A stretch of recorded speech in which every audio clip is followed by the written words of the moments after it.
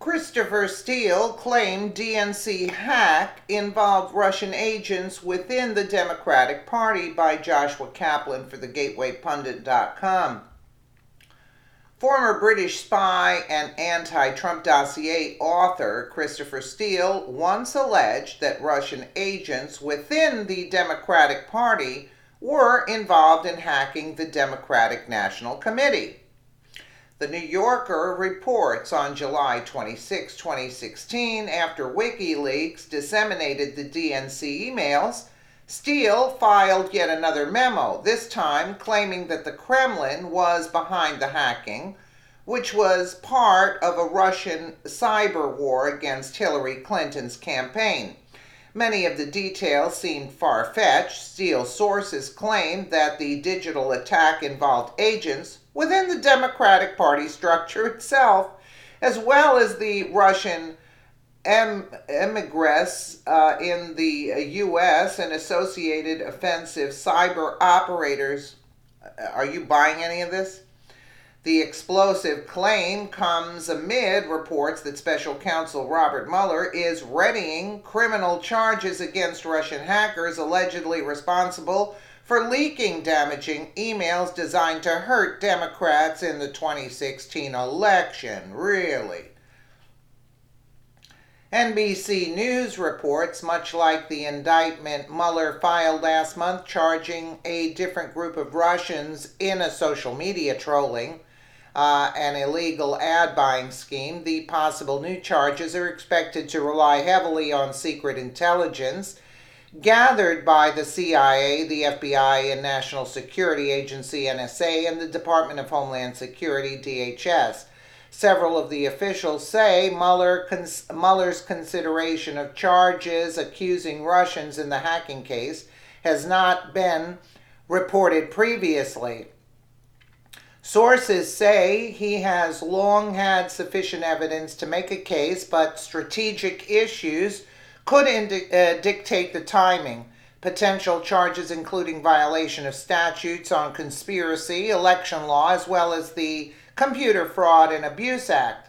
The sources say the possible new indictment, or more than one, if that's how Mueller's office decides to proceed, would delve into the details of and the people behind the Russian intelligence operation that used hackers to penetrate computer networks and steal emails of both the Democratic National Committee, DNC, and Clinton campaign chairman John Podesta. And we know it was a hack with John Podesta. They used a different, a stupid code to get into his emails. What a crock now. Several political pundits and tech analysts have long said that the DNC hack was not a hack, but rather a leak from someone inside the organization.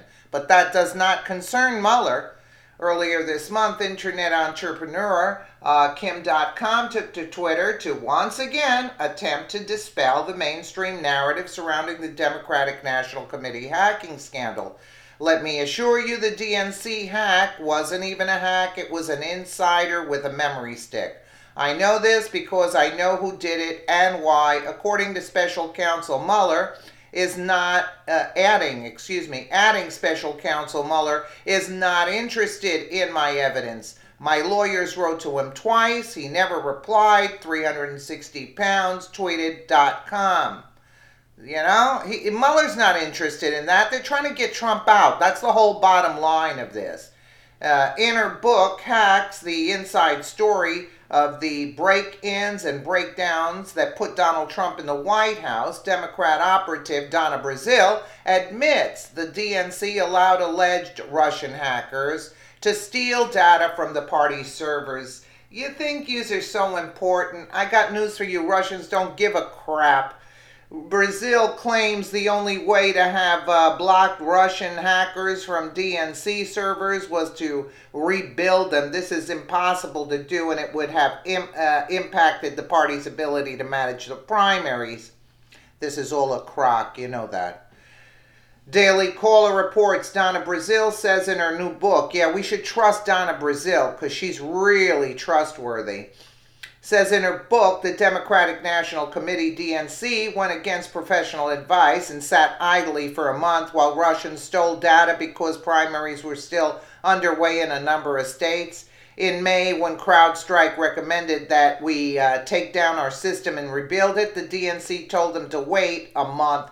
Yeah, because they already took care of Seth Rich. They know what's going on. I mean, it gets me sick that we're running around in circles continuously with this Russian hack business. Anyway, in May, when CrowdStrike recommended that we take down our system and rebuild it, the DNC told them to wait a month because the state primaries for the presidential election were still underway and the party and the staff needed to be at their computers to manage these efforts, Brazil wrote in her new book, Hacks. Yeah, right, Donna. We're going to believe you. For a whole month, CrowdStrike watched Cozy Bear and Fancy Bear. Operating Cozy Bear was the hacking force that had been in the DNC system for nearly a year. Cozy Bear and Fancy Bear are cybersecurity firms that have reported ties to Russian hackers. Both groups are blamed for the hacks on the DNC. In 2016, CrowdStrike is a private U.S. cybersecurity firm that oversaw the protection of the DNC servers. Yeah, all right. Does anybody buy this? They didn't turn over their servers when they asked to investigate the servers. Why? Because it was Seth Rich. There is nothing there. They can't get it through their heads. Hillary was a nasty candidate, and the only people that were going to run against each other was Bernie and Trump. She wouldn't have been in the picture had she not taken over the DNC and paid off the bills where she had priority, okay? So there was no way. Just get it on a sign, a big plastered sign. Hillary, you were a nasty candidate. There was no way you were ever going to win that election. The election would have been between Bernie Sanders and Donald Trump. That's the bottom line. Believe you me. And Kim.com told Mueller twice, Mueller's not interested. They just want to bother Donald Trump. That's it. And then they're talking about Russians want to sow discord. I'll go along with that. But who in reality is sowing the discord in this country? The mainstream media and the Democratic Party. That's who's sowing discord. It's not the Russians. Come on. What? The Russians threw a crumb and they ran with it. You see what I'm saying? Unbelievable. And that's why they didn't turn over the servers. The only